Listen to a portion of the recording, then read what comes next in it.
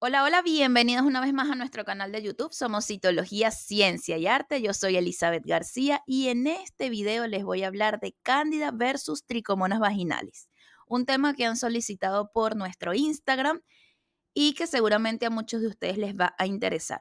Obviamente vamos a hablar de las diferencias desde el punto de vista de la infección que causan, de cómo se puede adquirir esta infección y por supuesto de cómo diagnosticarlas citológicamente, qué cambios vamos a ver en las células y cómo las vamos a identificar. Pero antes de comenzar, como siempre, les recuerdo suscribirse a nuestro canal, a darle clic en la campanita para activar las notificaciones y no se pierdan ninguno de nuestros videos. No olviden darle like, comentar, eso es súper importante para hacer crecer nuestro canal. Y por supuesto, invitarlos a que visiten nuestra web citologiacienciayarte.com, en donde encuentran información relacionada a la citología, los cursos y diplomados que tenemos disponibles para ti y a seguirnos en Instagram, @citología, ciencia y arte. Sin más que agregar, demos comienzo entonces a este video. Vamos a hablar, como les mencionaba, de Cándida versus Tricomona. Ambos son agentes infecciosos. Cuando hablamos de agentes infecciosos, hablamos de microorganismos que son capaces de causar un cuadro infeccioso y por lo tanto, como consecuencia, un cuadro inflamatorio. En el caso de Cándida es un agente de tipo micótico, es decir, es un hongo, mientras que Trichomonas vaginalis es un parásito.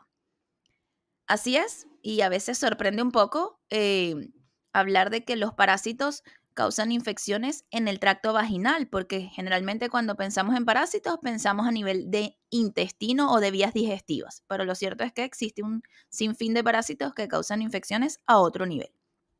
Trichomonas vaginalis es uno de ellos.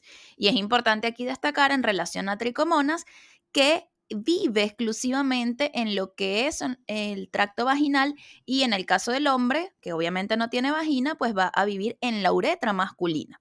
Por lo tanto, lo convierte en un microorganismo de contagio sexual. Entra dentro de las infecciones de transmisión sexual o las enfermedades de transmisión sexual. Este parásito es un protozoario dentro del grupo de los parásitos, pertenece al grupo de los protozoarios y tiene la facultad de dividirse por fisión binaria.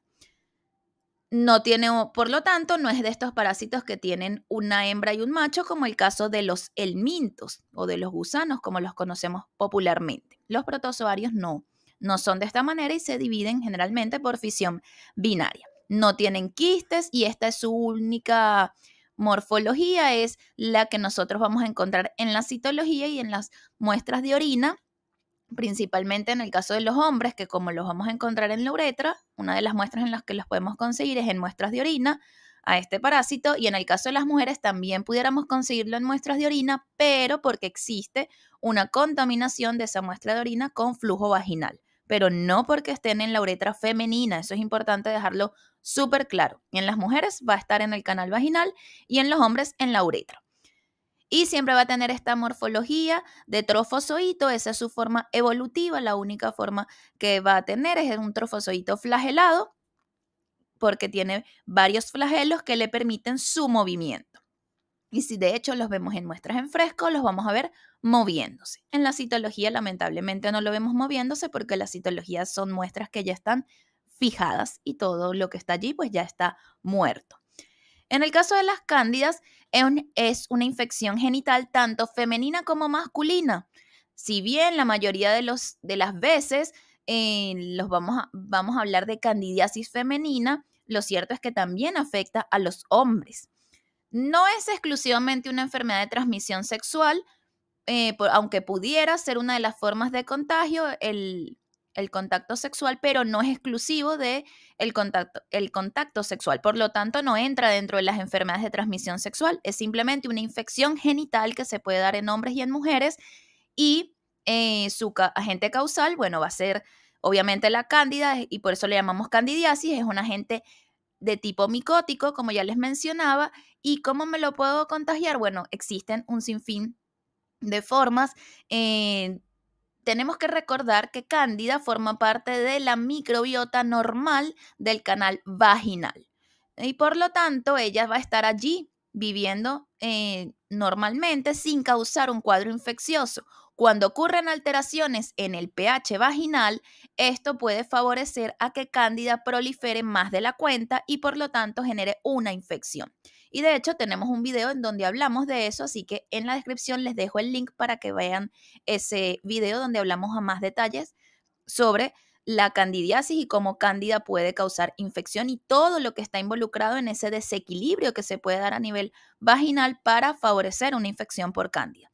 También se puede favorecerlos o se puede generar una infección por cándida cuando estamos en ambientes húmedos, donde se mantiene esa humedad de lo que es el canal vaginal, que ya de por sí es húmedo, pero si mantenemos una mala higiene, por ejemplo, cuando estamos también en los tiempos donde es verano, donde acudimos a la playa y nos dejamos por largos periodos de tiempo las prendas húmedas, como los trajes de baños, esa humedad puede favorecer a infecciones por cándida, porque ya como les decía, es un hongo que vive allí en el canal vaginal de forma normal, pero si nosotros le damos todas las condiciones para que prolifere y se genere una infección, pues eso va a ocurrir. Por contacto sexual puede ocurrir si uno de los miembros de la pareja tenga una infección activa por cándida, pues puede pasar ese agente infeccioso a la pareja. Obviamente, si existe una relación sexual sin protección, con protección de barrera como lo es el condón, pues eso puede favorecer. Y por eso es que cuando hay una candidiasis es tan importante también tratar a la pareja. Por eso es que muchas veces, si a ustedes les han diagnosticado una candidiasis, generalmente les van a mandar un tratamiento también para su pareja, que suele ser una pastilla, una píldora, generalmente fluconazol. Obviamente esto debe ser indicado por un médico y se trata a la pareja porque, bueno, si es una pareja estable con la que estamos constantemente, pues existe una alta probabilidad de que también esa persona tenga el hongo. Sobre todo ocurre que en los caballeros la infección no es tan evidente, puede ser que no presente ni siquiera sintomatología. Entonces, en el caso, generalmente se diagnostica la candidiasis en las mujeres y se les manda tratamiento también a la pareja, para que obviamente si la mujer se trata y se cura, pues también traten a la pareja, aunque no tenga sintomatología, para evitar que vuelva a aparecer de nuevo la infección, porque obviamente es muy probable que la pareja tenga allí el hongo también activo. Entonces existen en el caso de cándida muchos factores que me pueden llevar a una infección por cándida. En el caso de tricomona, pues es únicamente por contacto sexual, porque es una enfermedad de transmisión sexual y eso es súper importante dejarlo claro. También en la descripción les vamos a dejar otro video donde hablamos de los distintos tipos de tricomonas que existen y hacia dónde infectan estas tricomonas o dónde viven. Y tricomonas vaginalis únicamente vive en uretra masculina y en vagina. Así que en la descripción también, si les interesa conocer sobre las otras tricomonas, también les dejamos ese video. Ahora vamos a hablar un poco más de, bueno, los síntomas, los signos y síntomas que pueden presentar los y las pacientes y lo que vamos a ver a nivel citológico. En relación a candidiasis o a la cándida, pues los signos o síntomas más comunes es un flujo blanquecino, es un flujo espeso. Las pacientes o los pacientes, en el caso de que los hombres llegaran a presentar sintomatología, van a presentar prurito, que es una picazón intensa, y ardor. Y el ardor generalmente viene como consecuencia de que, bueno, si existe una picazón y se rascan, pues puede generar una irritación y cuando exista el momento de orinar, también eso puede generar un cierto ardor porque obviamente van a lesionar el tejido. Entonces se van a crear pequeñas fisuras que al caer la orina van a generar un cierto ardor. Pero el síntoma en sí es el prurito, el ardor, el flujo blanquecino. Muchos textos libros les van a describir o quizá ustedes por allí han visto que es un flujo que tiene un aspecto como de ricota o requesón, que es también como un tipo de queso que existe.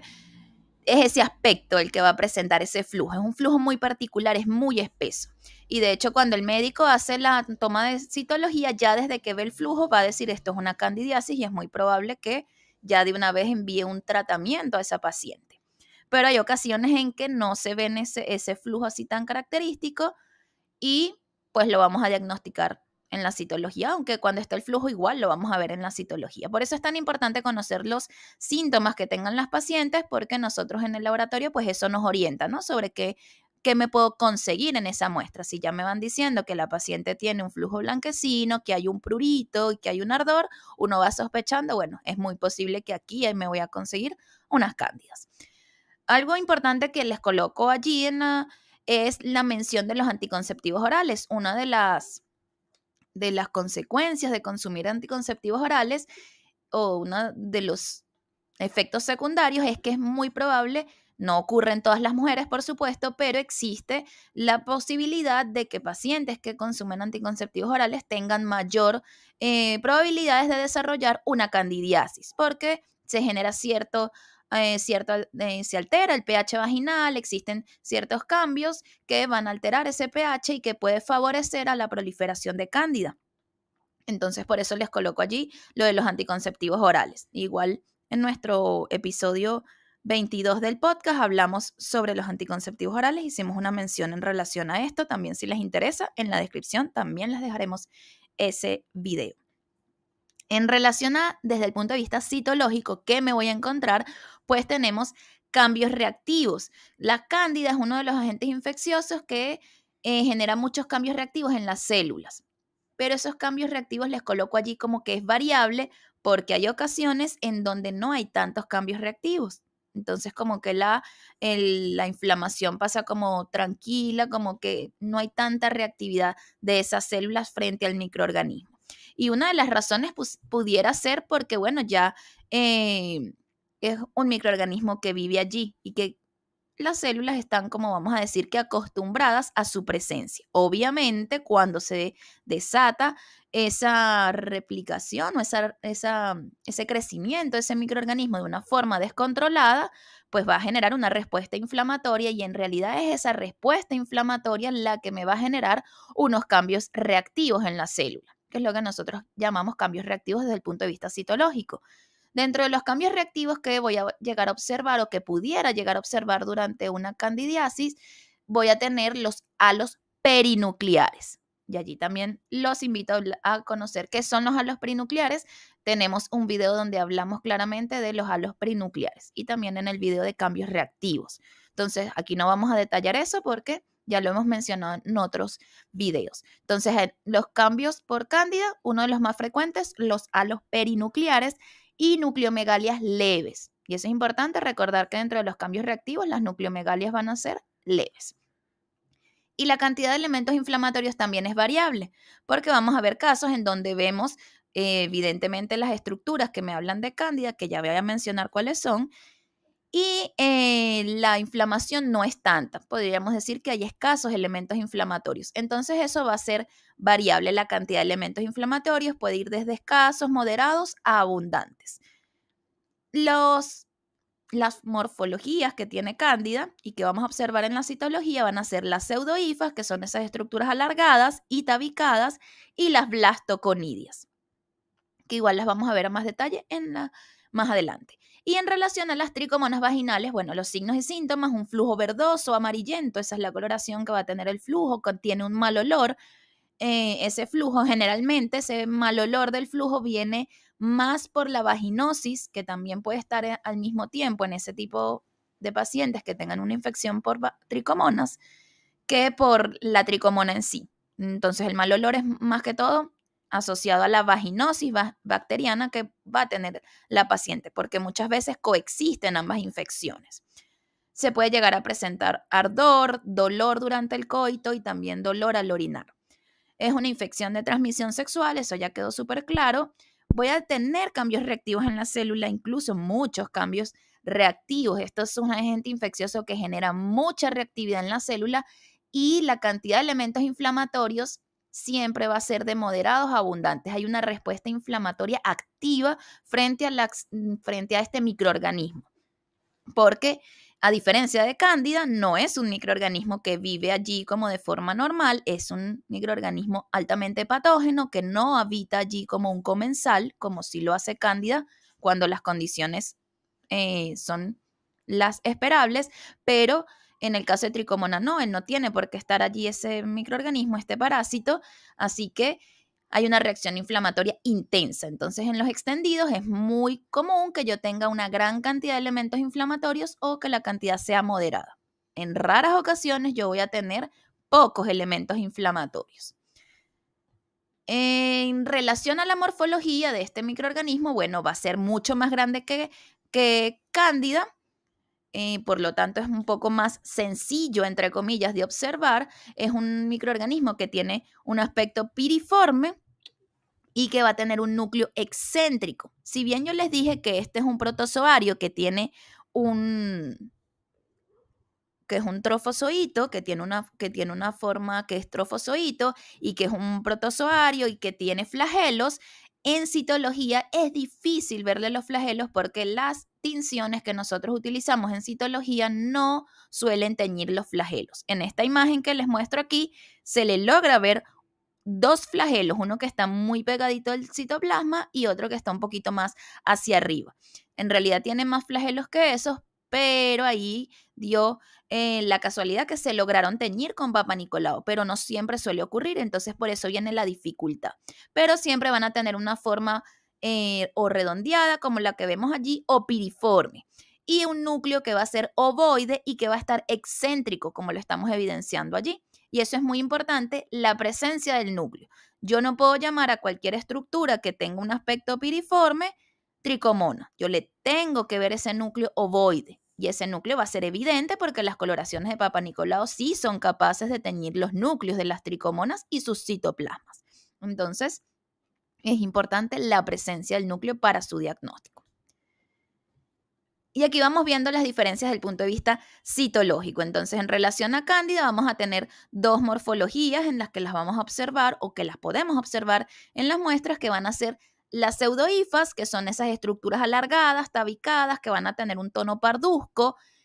Y vamos a tener las blastoconidias, que generalmente son ovoides, como la que vemos en la parte inferior de esa imagen, pero también las pudiéramos ver un poco más alargadas, como en la fotito que tenemos arriba, donde ya quizá no es tan ovoide, sino un poquito más alargadita. Son estructuras pequeñas, mucho más pequeñas incluso que los neutrófilos, sobre todo las blastoconidias, ¿no? Las pseudohifas, bueno, sí son estructuras más grandes, que son más fáciles de ver, pero la dificultad de las cándidas en el diagnóstico son las blastoconidias, que son muy pequeñas en la citología, porque cuando las vemos en un cultivo nos vamos a dar cuenta que son más grandes que esto, pero como la citología en su procesamiento lleva un paso por distintos alcoholes, pues genera una deshidratación y también va a deshidratar obviamente a las cándidas y a las estructuras como las pseudohifas y las blastoconidias. Por lo tanto, entonces vamos a verlas ligeramente más pequeñas, sobre todo las blastoconidias, va a ser la mayor dificultad en su diagnóstico. También van a tener un tono parduzco, como un tono café, y que también se describe que son birrefringentes cuando las vemos al microscopio. Cuando la luz del microscopio les incide sobre ellas y movemos el tornillo micrométrico, vamos a ver que genera una refringencia. Y eso también me ayuda en la identificación, sobre todo de las blastoconidias, porque en el caso de las pseudohifas no vamos a tener mayor problema porque vamos a ver esa estructura alargada y tabicada. Siempre recordar que tiene que tener esos tabiques, que son esas separaciones que vemos allí que señala la flechita, esas separaciones entre las dos estructuras alargadas. En relación a tricomonas vaginales, les decía, bueno, ahí tenemos unas estructuras piriformes, el núcleo siempre excéntrico y ovoide. Y si se dan cuenta en esta imagen, no tenemos los flagelos, no se evidencian, pero yo veo esa forma piriforme, valga la redundancia, y vemos los núcleos excéntricos y ovoides. Y aquí les coloco también una imagen donde les hablo de las balas de cañón. Siempre, bueno, la mayoría de las veces, no siempre. Como yo les mencionaba que vamos a tener una gran cantidad de elementos inflamatorios cuando estamos frente a infecciones por tricomona, muchas veces estos elementos inflamatorios van a estar tapizando las células planas y eso es lo que nosotros llamamos balas de cañón. Y en el video que nosotros tenemos exclusivamente de tricomonas vaginalis, les doy varios tips para el diagnóstico y uno de ellos es la presencia de balas de cañón. Entonces, si en el extendido yo comienzo a ver estas balas de cañón, y comienzo a sospechar de que es posible que haya tricomonas en esa muestra. Primero porque hay una gran cantidad de elementos inflamatorios, alguna gente tiene que haber aquí, algo hay aquí que está generando esta reacción inflamatoria. Generalmente la microbiota, cuando hay tricomonas vaginalis, es una microbiota de tipo cocoide, mixta o cocobacilar. Recuerden que la microbiota cocobacilar es de la vaginosis. Entonces es muy frecuente que tengamos una infección mixta cuando tenemos tricomonas, es decir, que tengamos vaginosis bacteriana y tricomonas vaginales. Eso es muy frecuente en estos casos porque cuando hay una alteración de, de ese pH y cuando se altera el pH vaginal, se altera la microbiota que allí habita de forma normal y eso favorece, si la microbiota comienza a ser cocoide, mixta, eso favorece a, a las tricomonas, a que si en caso de que la paciente llegara a estar en contacto con las tricomonas, por una pareja que está infectada con tricomonas, obviamente, le favorece a que las tricomonas se puedan adherir a la superficie epitelial, hacia la superficie de ese epitelio, de ese tejido que recubre las paredes vaginales y por lo tanto favorece la infección, cosa que difícilmente va a ocurrir si la microbiota es de tipo bacilar. Por eso es que es tan importante la microbiota a nivel vaginal. Entonces, mantener ese equilibrio es súper importante. Y ahora les traigo un video haciendo un recorrido por un extendido en donde estamos observando tricomonas y es como un ejercicio que les dejo allí para que ustedes logren identificar dónde están las tricomonas en ese video. Importante darse cuenta que siempre que yo tengo tricomonas voy a tener muchos restos celulares, que es lo que llamamos detritus, esos restos citoplasmáticos, núcleos desnudos. Voy a tener muchas células o mucho sucio, lo que uno llama sucio en la muestra, muchas células degeneradas. ¿Por qué ocurre eso? Bueno, porque hay una reacción inflamatoria, hay una cantidad de elementos inflamatorios allí que están atacando ese microorganismo y que así como lo van destruyendo, también van destruyendo las propias células. Entonces vamos a tener mucho material degenerado, muchas células que están degeneradas y por eso es que entra la dificultad al momento de identificarlas en citología, porque como voy a tener fragmentos de citoplasma de otras células, yo voy a confundir esos fragmentos de citoplasma con tricomonas. Pero recuerden que siempre tengo que verle los núcleos. Así que vean allí el video y traten de identificarlas y contar y dejen en los comentarios cuántas tricomonas lograron contar en este video. Y el siguiente video es un video de un recorrido por un extendido donde veo cándida. Vean, hay pseudohifas, que son las más fáciles de ver, alargaditas, y los puntitos más chiquititos que ven allí son las blastoconidias. Entonces también es un video de ejercicio para que ustedes vayan identificando, vean que los puntitos que les menciono, que son las blastoconidias, son más chiquitas que en los neutrófilos que estamos observando allí. Entonces, esto es un recorrido en 10x, que es el aumento en que uno ve la citología, pero obviamente para identificar uno baja a un aumento de 40x. Entonces, hagan el ejercicio de tratar de identificarlos en este aumento, porque obviamente es el aumento en que ustedes deberían lograr ya identificarlas y después bajar a un mayor aumento para corroborar que efectivamente son. Además, aquí vamos viendo cambios reactivos en las células. Vean que hay algunos halos perinucleares, algunas nucleomegalias, hay una cantidad moderada de elementos inflamatorios. Entonces, aquí hay una reacción importante frente a esta candidiasis. Vean que a medida que vamos haciendo el recorrido vamos encontrando bastantes blastoconidias y unas que otras pseudohifas. Las pseudohifas siempre están como entremezcladas entre las células planas, entre los neutrófilos. Entonces ahí les dejo también ese ejercicio en ese video para que ustedes vayan identificando las estructuras de cándida. Y dejen en los comentarios si lograron identificarlos, si tuvieron dificultad y qué otros videos les gustaría que hiciéramos para ustedes y por supuesto si les ha gustado este video. Y como siempre, así finalizamos este video. No olviden suscribirse, darle like, comentar, visitar nuestra web y los esperamos para un próximo video. Chao, chao.